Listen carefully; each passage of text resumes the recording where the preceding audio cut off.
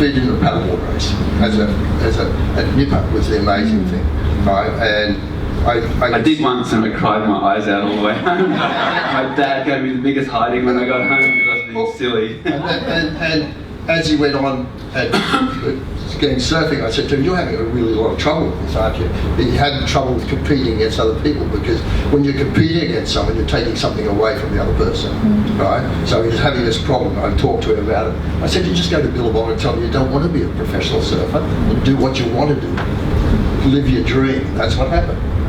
Yeah, definitely. That was actually, you know, where it really comes down to in terms of what was being imparted from Dirk when I was, you know, a young teenager, was distinctly in my mind. I remember sitting out in the water at Burleigh on, you know, what most people would think would be an average day of surf, nothing that amazing going on, and we'd just be sitting there, and you know, some fish would swim by, and you know, a little sparkle of colour would come off the side of their scales, and you'd see the whole spectrum of light, and then some pelicans would go by, and you could see the way they were just tapping the water with the tips of their wings, and then you'd look up at the shape of the headland and the way the trees were moving on the top of the headland, and all of this was part of the experience.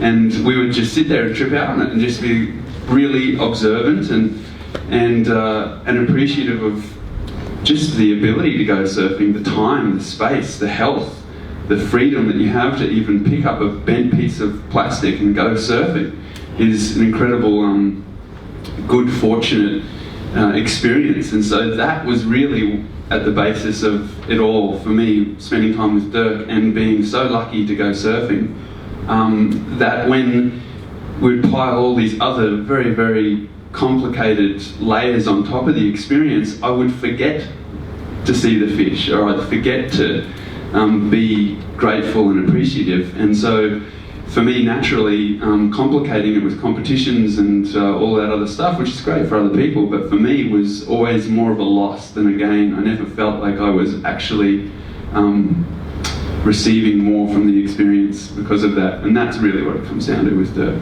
in those days. You had a couple of great victories. I remember you won the World Grommet Champion in Bali in 1990.